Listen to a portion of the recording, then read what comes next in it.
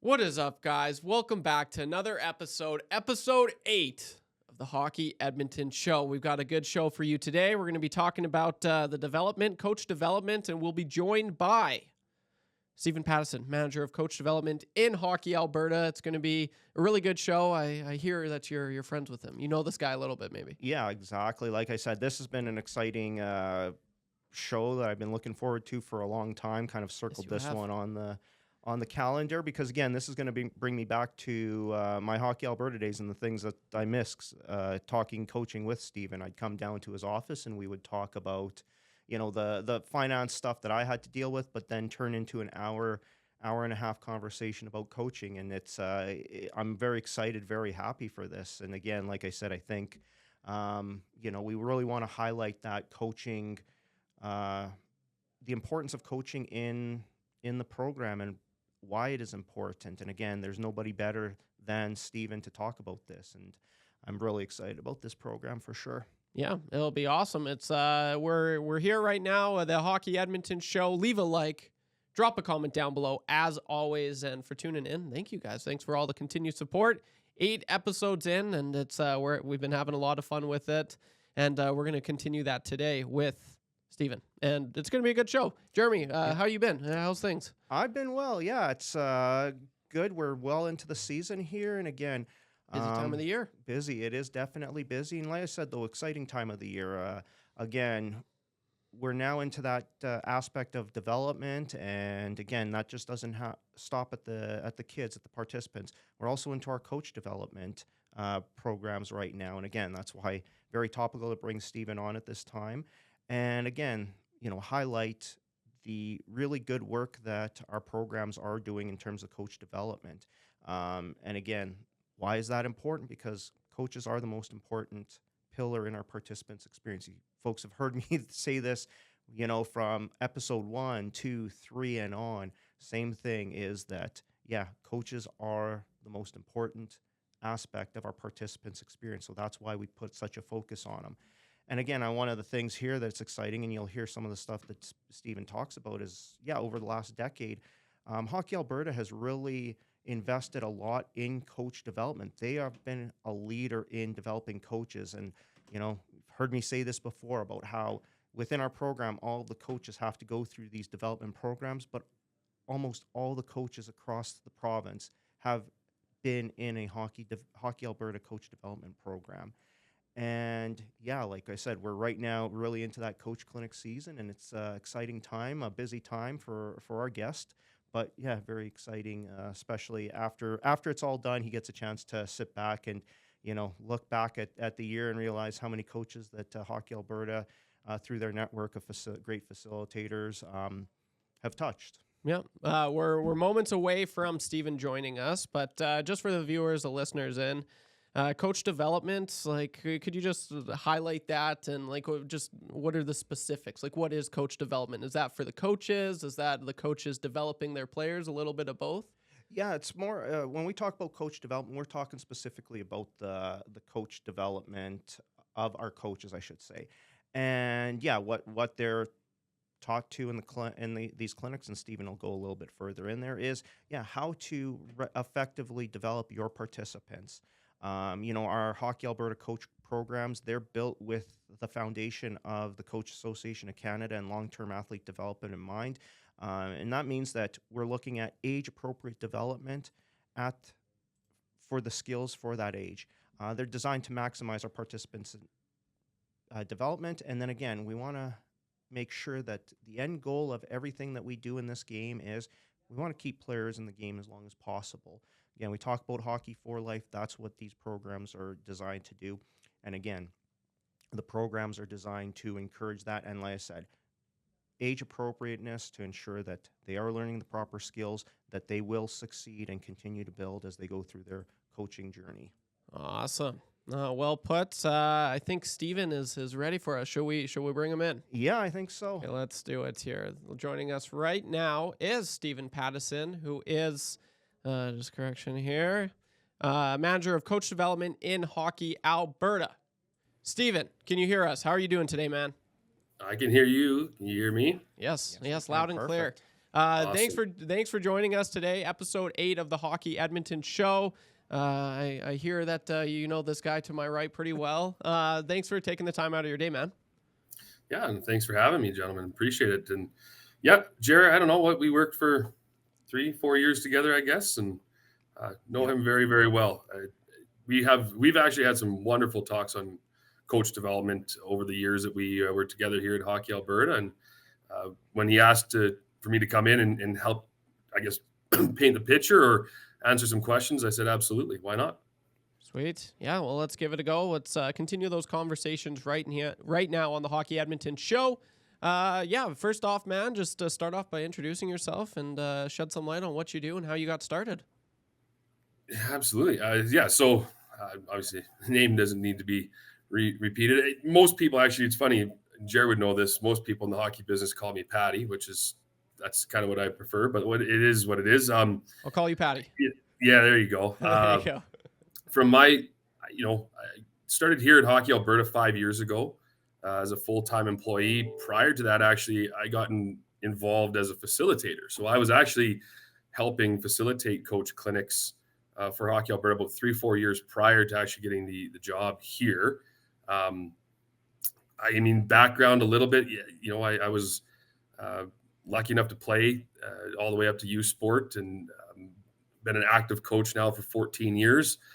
Currently, it's going to sound crazy, but currently I'm in my 11th year with the U18 AAAs here in Red Deer. I have my oldest daughter's U9 team.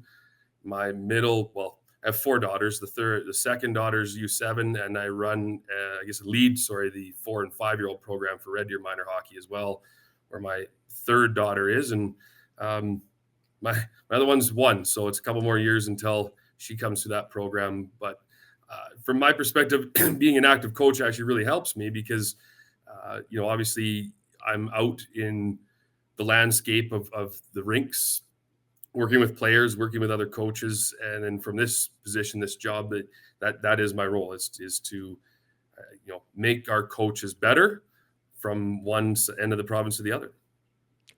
Perfect.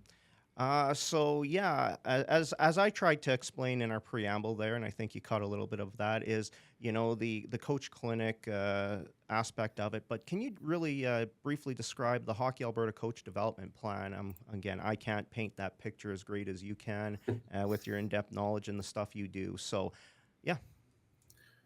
Yeah, well, you mean when you look at it from this perspective, we do have coach qualifications requirements that are put on by us as Hockey Alberta in conjunction with Hockey Canada and and Jared mentioned the Coaching Association of Canada, so CAC and the NCCP, which falls under that. Those courses and those clinics, they are more high level. We're the ones that facilitate the clinics. The Hockey Canada courses. The material that's given to us that comes from a higher level in terms of, Jared mentioned long-term player development and what the Coaching Association of Canada really feels is best for coaches across the country. And the nice thing about the CAC is, they're working not just with hockey coaches, it's coaches across every sport. And so what they, get to see in certain areas, and Jerry, I've had this talk multiple times of, it's always interesting to learn from a different sport once in a while. But so there's that piece where we have our required courses where that are age and level appropriate for the coach that's coaching at certain ages. So coach 1 for your intro to hockey, and that course is very, very geared towards what a U7 and U9 hockey player is. And then from there, once those required clinics, and truthfully, we put about it's around 3,000 coaches a year through those programs. So coach 1, coach 2, and checking skills. A little less the development 1 for our AA coaches and high performance 1 for our AAA and sports school junior A coaches. A little bit different story on that. But from there, what we do is we actually try and reinvest the money. Obviously there's a cost to our coaches to come into those required clinics. But what we try and do is take that money then after, as we call it here, coach clinic season. And that's when we start to see instructional stream clinics, so our That also comes from Hockey Canada. So, shooting and scoring, developing defensemen, goaltending, small area games, kind of name a few. But then what we're able to do is actually provide those courses for free. And so coaches actually don't have to pay to get into those clinics. And then we'll run professional development as well. And the nice thing about professional development clinics is they can kind of be any topic. So typically what we do is we'll work with an association or a group of associations. And, if they're struggling, they notice their coaches are struggling with practice planning. And then practice planning, it's low-hanging fruit for me, but that typically is one of the ones that we spend a lot of time doing around the province, and how to effectively build a practice plan. So, but again, we're able to provide those clinics at no charge to our coaches. And so they're, once kind of our required ones are done, that's where our mindset shifts, is to go, how can we then add and enhance certain pieces and more specific pieces actually to a coach's overall development to help them with their players and even the coach's overall development. From there, we also run programs such as Future Coaches, which has changed a little bit. We've made a slight change to that one, and Mike Applegate actually leads that. Instead of us kind of going around the province and running it in certain areas, actually what we're trying to do is work with specific associations on that now, where we always found that the disconnected future coaches, and that's for U18 players who want to start maybe getting into coaching, but are able or would be willing to help out in their association. There's a few out there that already have programs where their kids or their players are kind of brought in as apprentice coaches. So when we found out that there were a whole bunch of different associations out there like that, that's where we made that change. Was, well, let's go in and help these young aspiring coaches, give them some knowledge so that they can then go right into their association. And then we have Future Leaders. Future Leaders is for post-secondary students. So again, a little older, but looking to get into coaching. And if you look at some of the people that have come through that program and where they've ended up, Brett Wold is an example, good friend of mine, but he was a future leader, was able to come in and work with U18 AAA girls here in Red Deer and has coached the team Alberta. So there's that little piece. And really at the end of the day, we're always open for ideas, discussions around how do we make coaches better. I mean, I'm a kind of in an envious position, I guess you could say, too, because the connections that I have across the country in the people that, let's say in Hockey Saskatchewan that do the role that I do for them, or Hockey BC, I talk to them quite a lot, actually, because I'm intrigued to see what they're doing in each of their provinces, because sometimes, each province is different, but is there something that they're doing that is having success for their coaches? Can we bring that to here? And then obviously, my Hockey Canada connections that I speak with my counterpart there pretty much every 2 weeks, and just to even get another sense of what's happening or what's Hockey Canada thinking and how can we best make coaches better in our province. But it's an interesting group, actually, that group of people that I get to work with across the country. So yeah, it's definitely interesting you say that, because even when we talked about at our episode there with the coaching, recognizing our coaches during National Coaches Week, they talk about that network of coaching and how people just conversations to build each other up and such. Yeah, no, it's pretty cool for sure. We got Patti joining us right now, manager of coach development in Hockey Alberta. Just curious, what is something you guys are doing to enhance the players' experience? It's interesting. I mean, that's our mission, right? I'll paraphrase our mission, and it is something I truly believe in. We're after trying to make the players' experience better. And again, I know, I apologize, it's a paraphrase, but when you look at what are the stakeholders in a player's environment, there's so many. I mean, you got coaches, you have their parents, you have their grandparents, you have the rink staff, you have the minor hockey associations, obviously Hockey Alberta. The list kind of goes on and on and on. So, my role specifically, obviously, is with the coaches, but I guess Hockey Alberta's role is how do we make the stakeholders, how do we help them make that player experience better? And truthfully, and you think about it this way, at least I do too, is again, my role is very specific to coaching, but I look at it this way and I go, if we can make coaches better to make a player's experience better, and Jared mentioned the vision, right? Hockey for life. Well, 20 years from now, who are our coaches going to be? They're the players coming through the system right now. So if we can get a player experience where it's positive and they want to be part of hockey and they want to continue on, well, it is our hope that down the road to 20 years, whatever the case may be, I mean, that rounded number, they're the ones that come back in and actually help us. But they come back in with the experience of what was the best. A question we ask in coach clinics, maybe a better way to answer this question is, one of the questions we always ask in coach clinics is, in our transformational coaching modules is, think back to your best coach you ever had, and what were the qualities that coach instilled in you or they portrayed, and why is that somebody that you look back on as a positive influence in your life?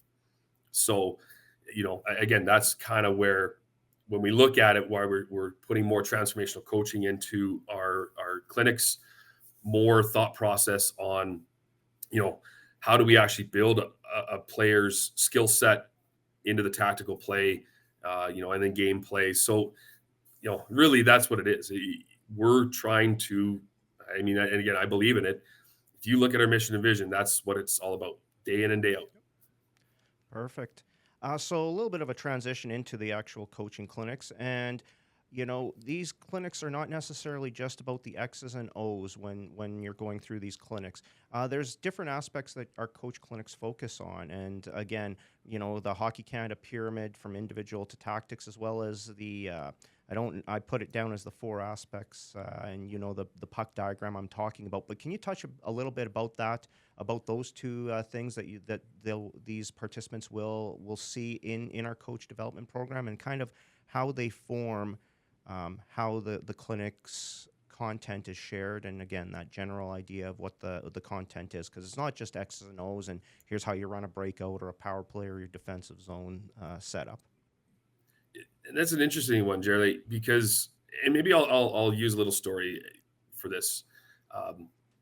When we look at Development 1 this year, one of the questions that we actually put into the Development 1 clinic, and we have the coaches kind of self-reflect, work around their small group of coaches, 5, we usually put them in groups of 5, and then we have a big group discussion. And one of the questions we ask now is, how much time do you think as a coach will you spend on the on-ice product? So let's talk, on-ice could be, practices and games. So you're on the ice, you're in the building, how much time are you going to spend doing those 2 items, practices and games, versus how much of your time are you going to be spending on relationship building?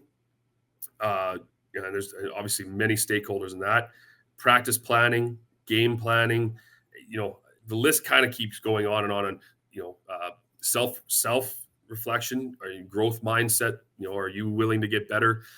And I'll tell you this, the few that we've done, or I've done this year, facilitated the development ones, it pretty much checks out. I mean, coaches are pretty in tune to this. It's about 80% off ice and 20% on ice. There are so many things that as a coach you have to think about, and how, again, we look back at transformational coaching, growth mindset, team culture, mission, vision, values. How do you, I think that's where our clinics really, we've tried to build them now, is in Hockey Canada has helped us a lot with the new clinics as well, and putting items like this in. And then obviously in our in-person clinics, we try and enhance that and have more discussion, more workshop discussions.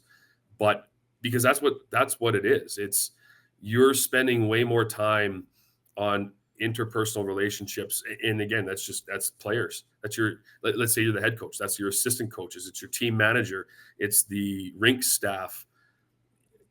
There's, when you start to actually think about it and put it into place of how much time you spend away from just on ice, maybe it's myself, but I always think to myself as, practices and games are kind of the carrot on top. That's the reward we get as coaches for all the hard work in the background.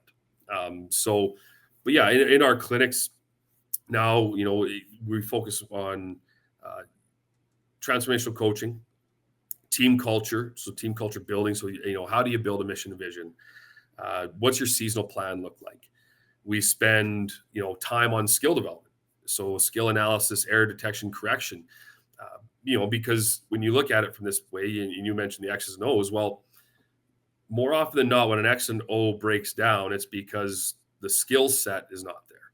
So as much as we do see that the players are way more skilled than they ever have been. I mean, I remember growing up and I look at some of the players now and you go, poof, like there was no way I could do that at 11 years old. So, the skills are getting much, much better and we're focusing on that. But, as a coach, sometimes it's, well, how do you, if players got a good skill set on one thing, but they have a deficiency in another one, then, well, how do you detect that? So we work a lot on that. And then, we obviously do have to spend some time on tactical play because at the end of the day, gameplay is gameplay and trying to bring that pendulum a little bit back from, it's moved more to the skill side. So how do we bring it back maybe to more of the middle? So, giving some coaches the ideas of around individual tactical play into team tactical play and how that all works within a team environment. And then we usually end with practice planning and actually helping coaches build a logical plan from step 1 to step 2 to step 3, and it's, which is good because on one hand, when we look at it this way, once you get pretty good at learning how to logically progress a practice plan, your life becomes really easy. And one of the things that we always tell coaches in our clinics too is, you don't need 50 or 60 drills a year. If you had 12 to 15 and all you did was just progress and progress and progress and progress, it actually makes your life really easy. And again, keeping in mind, right, we're also talking age and levels specific. So what that looks like at a U7 to U9 level is completely different than we would talk about at a U11 to U18 level. So that's kind of how the clinics are structured. And as I say, I mean, within our branches having good discussions with Hockey Canada, they kind of took that information to build the online clinics and talk a lot about that. And we just try and find a way to enhance it, as I say, more in terms of the workshop piece and more fluid discussions around certain items. So it's kind of how the clinics work. Sorry, the last piece there, Jared. What was the last one? Sorry. I think when we talked about the that 4-puck diagram, and I think you've touched a few of those. But I think that that's one of the real focuses of Hockey Alberta's coach development program. For sure. I mean, because so we go back to that. Yeah, the 4 pucks. So the 4 pucks, mental, physical, technical, and tactical. That's where it's when you look at it, the clinic was built on that, right? So when you're looking at life skills or physical, mental, technical, and now you got it right. So anyways, when you look at the clinic, we were very, very specific on how we built that because we knew that each piece falls in there. And so it kind of goes from a high level piece of the puck, the four puck down, and then we just break it down and have good discussions on that. So for sure. Perfect. So you did touch on this a little bit, but can you explain what participants can expect when they come into a coach clinic generally, or the coach clinic program? Because we have different coach clinics and they have different aspects, whether there's an in-person, you've highlighted also a video online component, but also there is continued expectations after, in some cases, the coach clinic is actually completed. So can you touch on a little bit about that, about what people can expect in our coach clinics? And I think that's very just good the for the parents to know. So. The process, right? Yeah. Yes. So, if we look at, we'll pick on coach 2, let's say. So maybe better would be, let's go, I'm coaching a U11 team. And so what would I have to go through? I'm getting into U11. I'm coaching my this team. So what we're going to be looking at in that case is you've got an online, and the clinic's called Hockey Canada Coach 2. So you go in. It's an on-demand course. We keep that course. Actually, the online courses we keep open all season long, like all year long.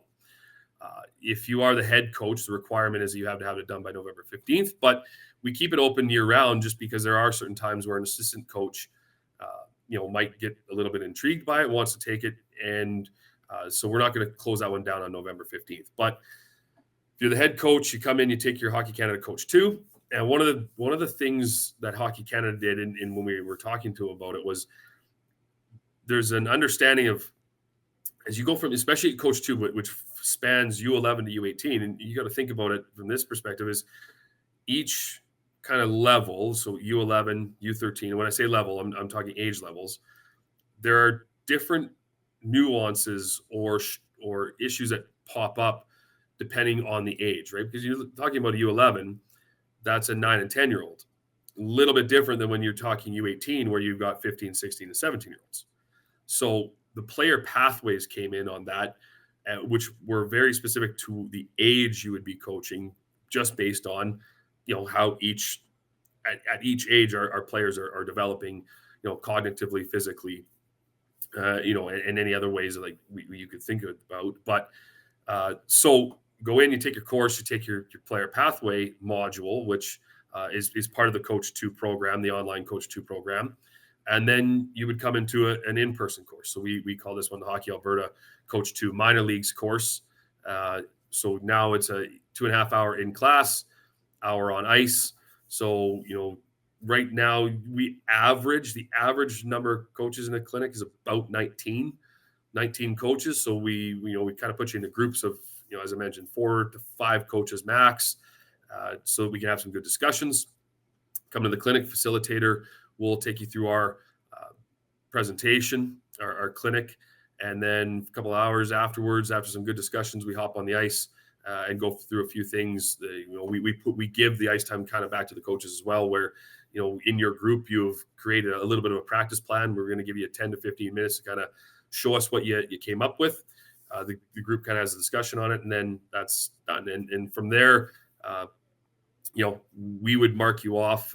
Basically what happens, the facilitator sends us the sign-in sheet, the sign-in report, and we go into the back end of the Hockey Canada registry and check you off. Now, the other thing about U11 is we do require checking skills. So again, an online component and an in-person component on checking skills. And the name sometimes is a little bit deceiving. It's not about body checking. It's actually about really what it comes down to is, how do you get a puck back? And this is my personal philosophy. I've had some really good discussions on this, but this is my belief, is that when you look at the 5 core skills a hockey player needs, so skating, puck control, passing, shooting, checking, I named checking number 2. And again, my personal philosophy, my personal belief, the only reason I like checking number 2, skating's number 1, checking's number 2, is if our players don't know how to get a puck back, well, in gameplay, puck control, passing, and shooting are going to be a struggle for us, because we're probably not going to play with the puck very much. So let's teach our players how to get the puck back, which that would be one of the things, right? Our game is all based on what's the average in the average hockey game? The puck turns over 300 to 400 times. So you break it down into 60 minutes, take that number, divide it. It's about every 25 seconds, you're either going from offense to defense or defense to offense. There's always there's transition happening at all times. So that's where the checking skills piece comes in. It's not necessarily about,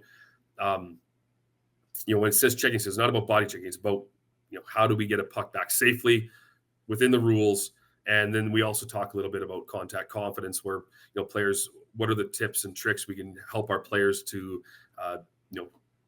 gain some confidence when they are playing in smaller, tighter areas. Obviously we even know it at U11, like players are going to bump into each other.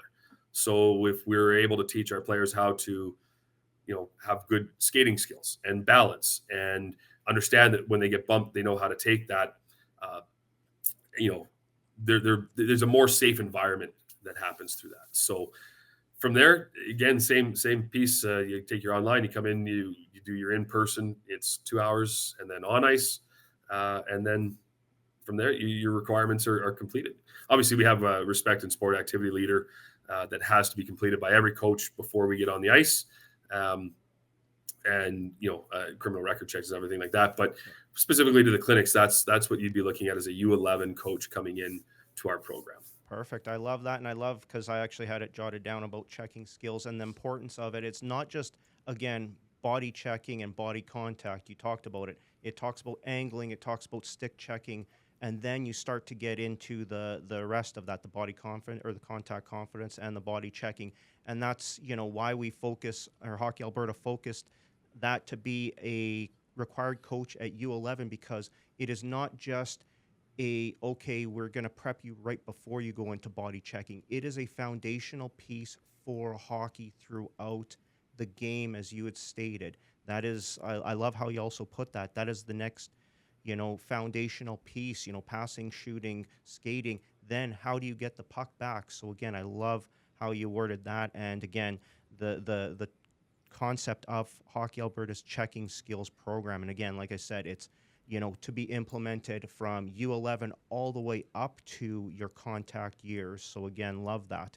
Toss it over to Trevor there. Forecheck, back check gets the paycheck. I like what you said there. That's but it's true. It's not often talked about, but in order to pass, shoot, have the puck, you got to check. So that's a very good point that you brought up there. We've got Patti, manager of coach development in Hockey Alberta, joining us. This is the Hockey Edmonton Show. Just curious, there might be some, I'd say maybe traditional coaches that just haven't quite got into coach clinics yet. So what would you say to those people to, the benefits of coaching clinics and then the results? Right? What would you say to those people? Yeah. I mean, at the end of the day, our game has multiple philosophies. And when you think about it, what I mean by philosophies is, a coach might value, and I don't want to necessarily pick on tactical play, but it's easy for us to maybe have this conversation. Like a coach might like they might want to do a 1-2-2 forecheck. Well, the next coach might want to do a 3-2 or a 2-3 or there's so many different options out there that, it comes down to when we talk, let's go back. Part of the reason why we put transformational coaching and team culture in there is because when it comes down to your mission and vision, the values that you and your players have come up with and your team identity, well, more often than not, that's going to dictate how you're going to play. But we don't necessarily want to change philosophy in terms of how you see the game. I mean, as an example, I like to play fast. Any of the teams that I coach with, it's fast. It's fast hockey. So pucks are moving north all the time. But other coaches might value a little bit more puck control type of thing where you're handling the puck a little bit more and slowing the game down. I don't think either one's wrong. It's just what can your team do? What can your team accomplish? And what do you kind of think of the game? But I think the biggest thing is our required clinics are there for a reason. They're there to even just get our coaches down the path of where our today's athlete, for the most part, is. Like, what is today's athlete? How do they learn? How do they retain knowledge? And also a little bit of personal growth for you as the coach is, the game has changed. That I just even look back at my playing career. I went through two different phases of play where, by the time I was 20 years old, playing junior, that all of a sudden the clutch and grab stuff was being taken out of the game. You couldn't do it anymore. And then by the end of my university career, that's where the head contact was coming in. So the game has evolved quite immensely. And it's much faster, much more skilled, and it's about offense now. So for those coaches who are just kind of coming in and maybe haven't experienced what those changes are right now, our hope is that they kind of get a little bit of understanding of what it means to be a coach in today's world. But really today's athlete is different. Jared and I used to have this talk all the time about, when we were growing up playing, cell phones weren't a thing. And that wasn't something you had to worry about maybe in a dressing room, or, players weren't taking their cell phone at the end of the game. And they were, I remember as a kid watching TSN every single morning, right? And it was the highlight shows and everything like that. But I also remember as a kid sitting up on a Saturday night watching hockey in Canada with my dad, and from the game from the start to the finish. And most of the players I talk to nowadays, they would rather watch the highlight shows, and they get their material in short little tidbits and snippets. So I think Lucas Medill does our mental performance module for High Performance One, has for the last 5 years. He's wonderful. Presentation is always good. But one of the things he was talking about this year in our mental prep for the High Performance One coaches is that players really only have, like, you have them for 30 seconds to maybe a minute, maybe 2 minutes, depending, before you have to move on to something else, just because of how they consume knowledge.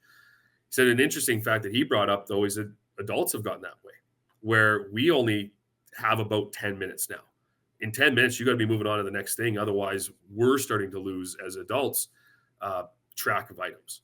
And again, it just becomes, if you look at, you pull out your phone, what do? You look at a short YouTube clip on, a goal that was scored last night. It takes it 15 seconds, but you haven't seen the 30 seconds prior to that, right? So as a new coach coming in, I think our ask is always just coming in with an open mind. At the end of the day, if you leave there with 2 or 3 little tidbits that will just help you have a more successful year, I think if you as a coach have a successful year, your team probably had a pretty successful year. And what I mean by success is it's not about wins and losses. It's not wins and losses. Those are products. It's the process, right? Did your team have a good process this year? Are the players that you had under you, let's say it's a U13 coach, did you as a coach have such a good year that the players that you had under you develop enough that when they jump to U15, and maybe half your team does, they're able to have success at U15? That would be a successful season.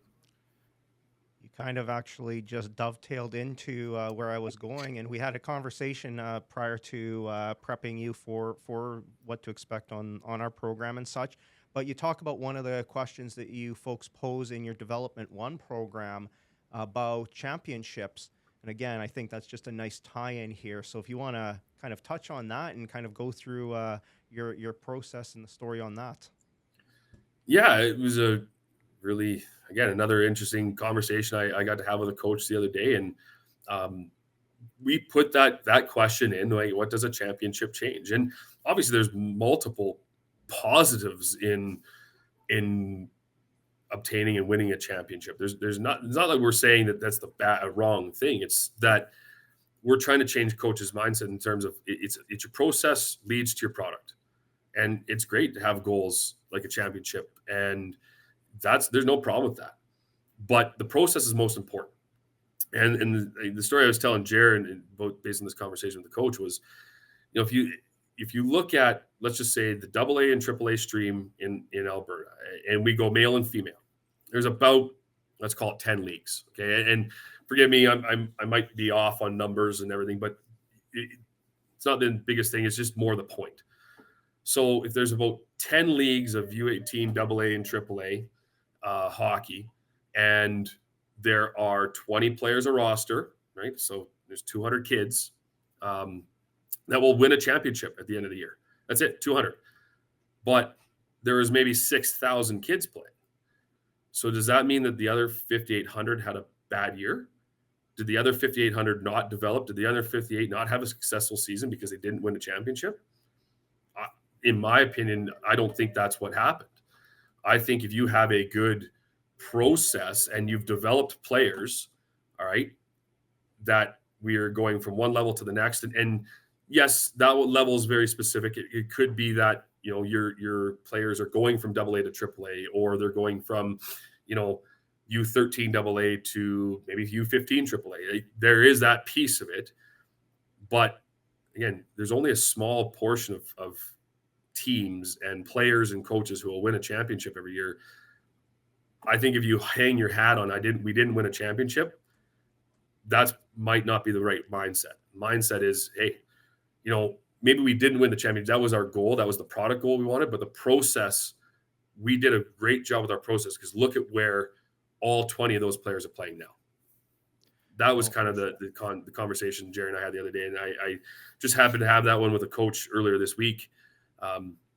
So again, those are the mindset thought processes and this type of discussions we would like to have in our clinics, because trying to get coaches to, think out maybe outside the box a little bit more than maybe the coaches that they had when they were a child coming up through the system too. No, definitely, for sure. It's you talk about that process, and again, to win a championship, it does take luck too. I mean, no different than what this fan base here in Edmonton saw in June. There, the puck rolled one way, and if it rolls the opposite way, it's in the net. And Edmonton's up 2-1. It rolled the other way, and Florida broke it out and literally scored on that breakout. So again, I love the idea of talking about process, and again, because process will more often than not lead to those positive results. For sure. This is the Hockey Edmonton Show. We've got Patti joining us right now, manager of coach development in Hockey Alberta. Just a few more for you, Patti. Just curious, what is one piece of advice you would give to a new coach or someone who is interested in coaching?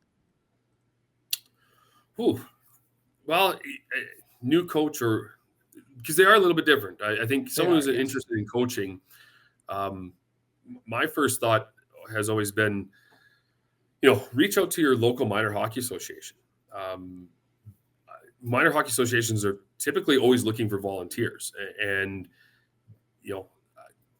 maybe a better way. My start into coaching was when I would have been 19, I think, and I got invited to help out with a hockey school in the summertime. I was living in Port Alberni at the time, and I got invited to help with this hockey school. And I guess I did a good enough job that I remember taking Bill Doherty, at the time, who was the owner of the Banff Hockey Academy, to the airport after it was all done.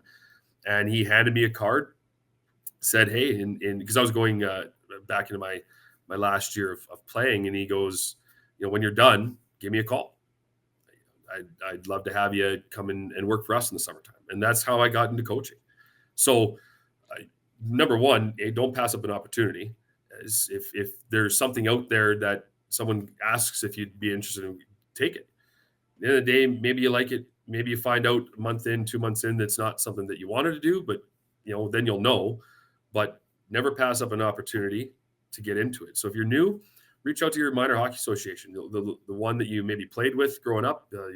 Maybe you're in a different town. Reach out, see if they need somebody to help out coach, and then from there, really the clinics kind of help you through that process. And a new coach kind of coming in, I would say the vast majority of our coaches, especially the younger levels, are typically parents of the players. So, they're going to kind of be involved anyways, because, their child's involved. So from that one, I guess what we try and do, especially go back to the first part we were talking about with all the clinics, like that's what we're trying to do is help those new people coming in, give you a little bit of a foundation to get started into it. So maybe a long-winded answer to a short question, but there you go. Oh, you're all good. Perfect. Yeah, no, I definitely love that idea of that we set you up as a new coach to succeed. We provide you with those foundational things.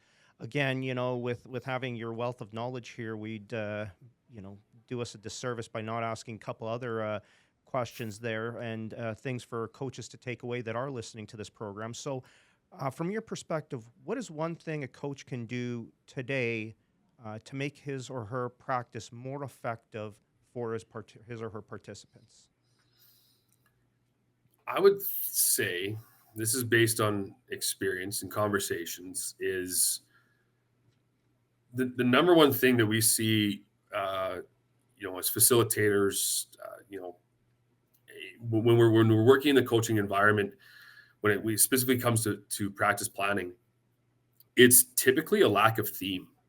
And it may sound harsh, but most coaches, they will go in and some of them have, as an example, some associations will get coaches, things like Coach Them. That's the online drawing system that is a partner of ours of Hockey Alberta, and it's one we use. And some associations go out and get Coach Them for their coaches. So it's wonderful because you can draw your own drills. There's a a drill bank, great. But a lot of times, I shouldn't say a lot of times, but more often than not, what we'll see is a coach will go in and go, okay, I've got 1,000 drills here, right? And remember, I kind of mentioned that prior, was really you only need 12, maybe 15 a year. That's all you really need if you know how to progress and you stick to themes.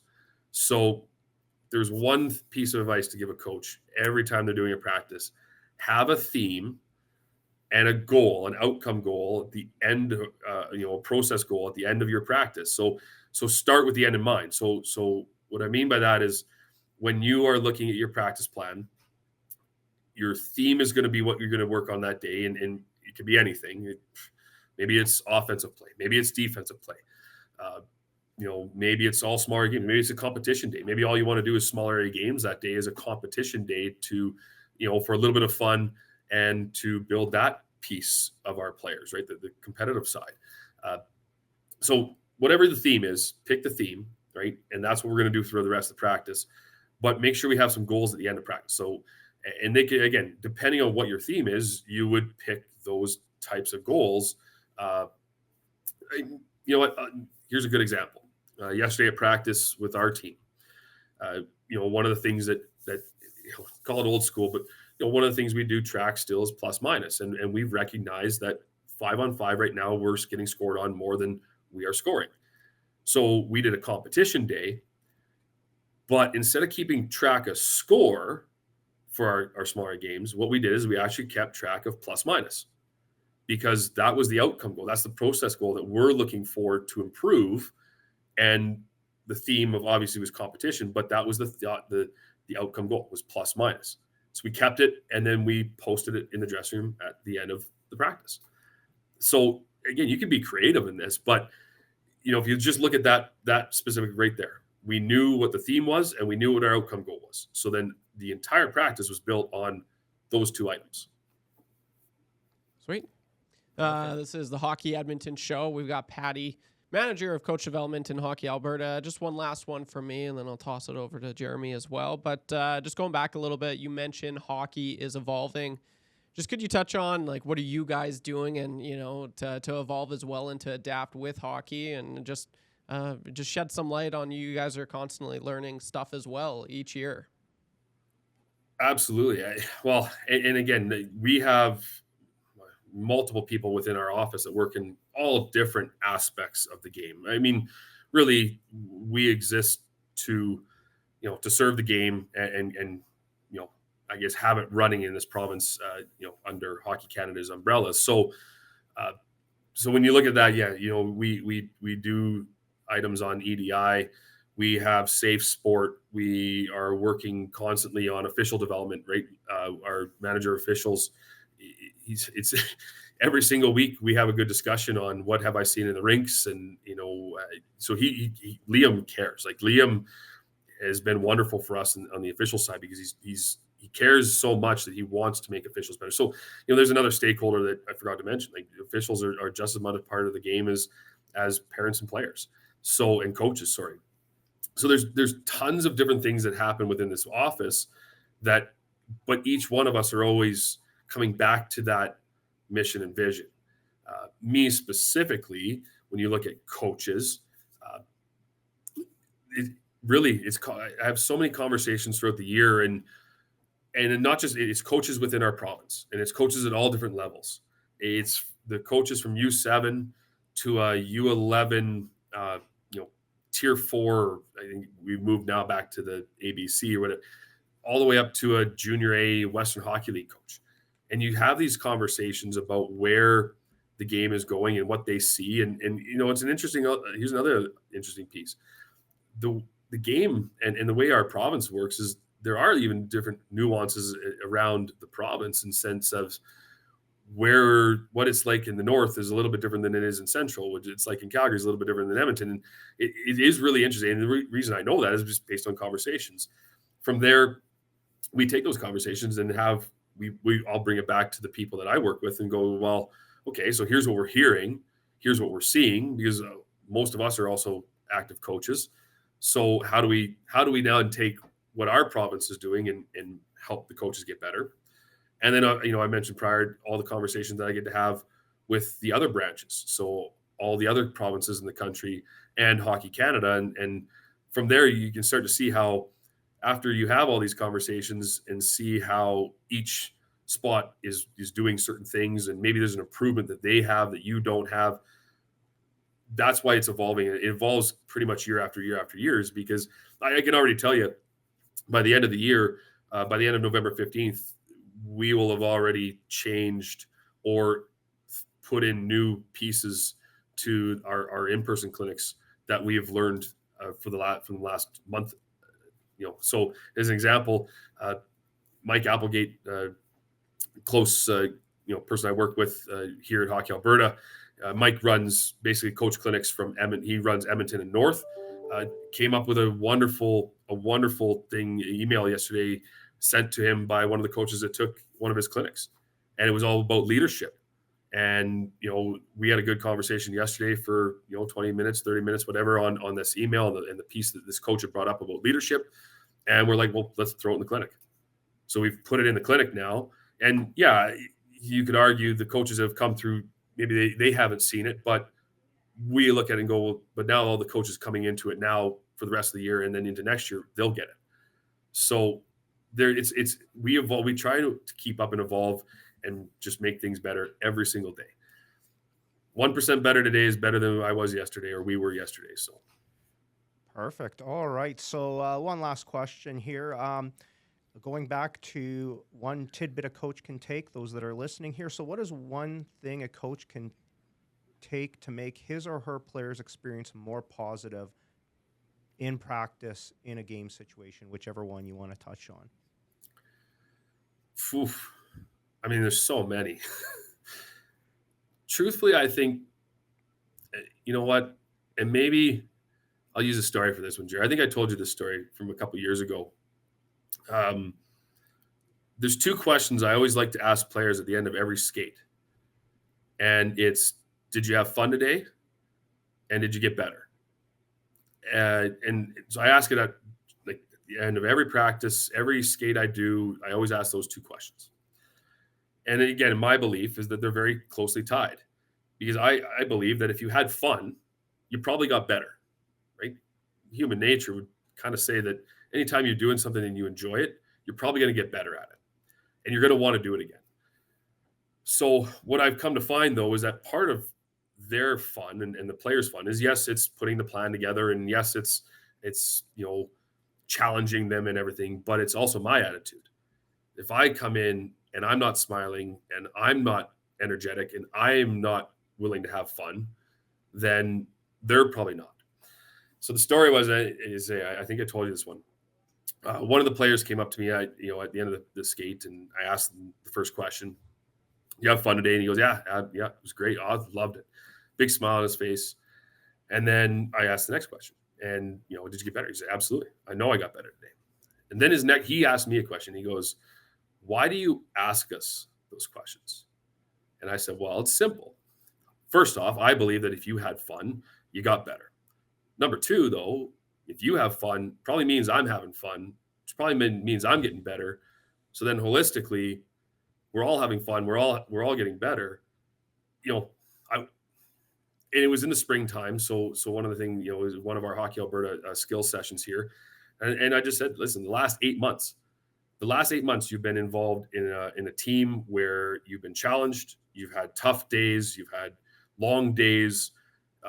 Things haven't gone your way. It's the spring. Let's make hockey fun again. That's why we play it. It's still a game. At the end of the day, it's still a game. So if we're, but I put that back on me as the coach and the staff that we bring out on the ice, is our number one thing is we've got to be smiling and we've got to be energetic. And typically what will happen is the players will then feed off that energy. If you come to the rink, you've had a bad day, you're not feeling the greatest, whatever, the players read that very quickly. So sometimes it's one of those things I even had to catch myself doing it every once in a while, is stopping at the door before I walk into the rink and remembering that for the next hour and a half, the players that I'm about to go work with, they're what matters. So no matter what's happening in life, and obviously life can get messy sometimes with everything that can go and happen. But for the next hour, that's the responsibility. Make these players, when they leave here, what do they think about? They go home and they just want to come back the next day. Love it. Absolutely love it. I think, you gave them a couple more tidbits in that question. There was definitely some good things in there. Definitely appreciate of this, because we could go on multiple episodes, and we will have you back. That's for sure. Absolutely. We will have you back. We could, like I said, though, we could drag this out for another 2 hours. But I don't know if the rest of the Saturday shows would appreciate us dragging that out into their programming. So again, I want to thank you very much. Again, very respected person. I look up to him a lot, and just the knowledge that he has for the game is truly an asset for Hockey Alberta, Hockey Edmonton, our entire product that we deliver out here. The testament to Stephen and Mike Applegate and the rest of his crew, goaltending and Matt Weninger, Mike McGinnis, Justin and his leadership. Again, just tremendous group of people there that are working on coach development and making the game better for our coaches, who ultimately deliver that experience to our participants. Yeah. Well, it was great stuff, man. You absolutely brought it today. Thank you for taking the time out of your day, and absolutely, we will definitely be bringing you back on the show. Awesome. Well, thank you. Perfect. Can't thank you guys enough. That was awesome. Thanks, gentlemen. Of course. Right on. Take Sweet. care. Take care. Thank you. Oh, wow. That was lovely. That was awesome, man. I'm fired up. Yeah. I want him to be my coach. Holy crap. What the heck? Man, that was just so good. Yeah, what a great conversation that was. If you're just tuning in now, that was Stephen Pattison, manager of coach development in Hockey Alberta, or as we know him as Patti. I started calling him Patti. Yeah, exactly. That's good. Yeah, definitely. And what a great conversation, man. Exactly. And it was a great conversation. And we go through, like we've highlighted before, Hockey Alberta has been seen as a leader in this country in coaching for a long time. It's funny, like you hear the stories here. These weren't prompted from what Patti and what Greg and Nathan and Sage all say about that coach network and that continuous conversation and discussion, and even just how to get into coaching. Greg said it, just go volunteer. People are, our organizations are looking for those opportunities. Sage said it, Nathan said it, Patti said it. So it's just, again, you hear the same things. If you want to get into coaching, us at Hockey Edmonton, Hockey Alberta will give you that foundational base that you need, and we will continue to support the coaching development through the programs, as Patti had said there. It's not just the coach clinics. We have instructional stream programs that focus on specific drills. We also have continued professional development, and is similar with Joel, who you folks met a few weeks ago. He does professional development with our coaches as well. So again, we're going to continue to give you the tools to be successful as a coach as a whole. Yeah, no, it was awesome, man. Like I love what he said. Regardless of if you're having a tough day or whatnot, like that hour that you give that kids, it's so true, right? The kids will figure, the kids, young adults, they'll feed off that energy of whatever your coach is. And I had definitely had some days where my coaches would come in and they just not in the best mood, and then it just it's not fun, and like that's we've kind of talked on that quite a bit. You want it to be as fun as possible for the players, and that also it really stems from what the coach can do and bring. And one of the things that's interesting, we talked about, Patti did touch upon it, about why we focus on coach development, and it's not just okay, yeah, you were playing 20 years ago, okay, you can coach, right? Yeah. We do have those expectations of our coaches, and sometimes we do hear it that yes, we're putting a lot of expectations to do these courses and such. But again, you highlighted it. We're here for the participants, and again, this is just to help you evolve. And where I want to go with that conversation, or with that idea, was it's ironic. So Stephen and his wife Stacy actually do work at Hockey Alberta together. She deals with the administrative functions of the game, but also phenomenal in safety and that type of thing. But one of our committee meetings, she brought up an example that Dr. Steve Norris utilized about coaching and why it's so important to continue to develop as coach. So let's think that you're here today, as a participant or as a coach? Well, if you strictly just relied on how you learned how to coach from your previous coaches, that is 20 years probably, like Yeah. Patti said. Okay, fine. So now let's say they relied on that same thing. That's now 20 years. So Yeah. if you've done no educational component, we're talking 40 years, 50 years of that same thought process, same ideas and Very good point. such. That's why it's so important and why our coaching programs focus on, again, not only coach clinics, the professional development, but that expectation of continuing to develop. So you're not that, okay, here. It's you're always evolving. And again, like he talked about, technology playing such a key thing nowadays, Yeah. something to think about as you talk to your athletes. So again, that continued educational component to make sure you are really connecting with our participants as a whole. And so again, that's why we stress our coach programs and the expectations that we do ask of our coaches, because again, like you've just highlighted it, it's about the participant experience. Absolutely. This is episode 8, the Hockey Edmonton Show. We're talking about coach development. This show joined by Patti, and just a great conversation as we, what is it? Oh, we're almost time to wrap up. Just with some final thoughts. Just curious with coach clinics. Is there a deadline to get in there? Yeah, definitely. As Patti had alluded to, November 15th is the deadline to have your coach clinics completed for the season. So again, he did mention though, if you're assistant coaches, for example, wanting to take clinics, some of those are still open throughout the year, the on-demand ones, as he alluded to. And we strongly encourage that, because the way coaching now is, it's not the head coach doing everything anymore. And then, in fact, they're encouraged to delegate that responsibility to assistant coaches. Okay, maybe you're talking about, or you get the forwards, you get the defense. Okay, definitely encourage those assistant coaches to take those programs. So again, they know how to communicate, how to develop those relationships with their participants, how to run specific practices as well. Because again, like I said, gone are the days of the head coach just doing everything. It's more of a delegation, a team atmosphere at the coach side of it. So again, we encourage our assistant coaches to go out there and get that development and those coach clinics as well. Sweet.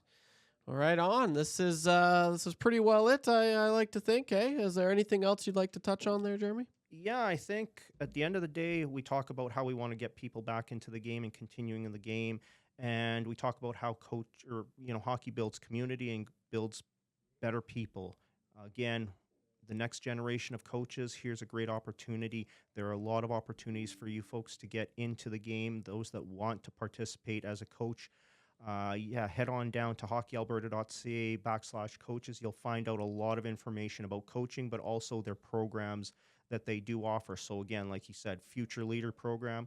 I know a lot of our organizations are doing that too. That idea of Amy says this as her statement, so I don't want to take credit for it, but that laddering of people into the system. So as you're kind of getting to that age group where you're completing your time in hockey as a player in the competitive side, because obviously you can go and continue on in adult recreation and such, but if you want to continue to give back to the game, coaching is a great way to do it. And like we heard about with Greg weeks and weeks ago, Nathan as well, Sage, they've all said the same thing, and so has Patti.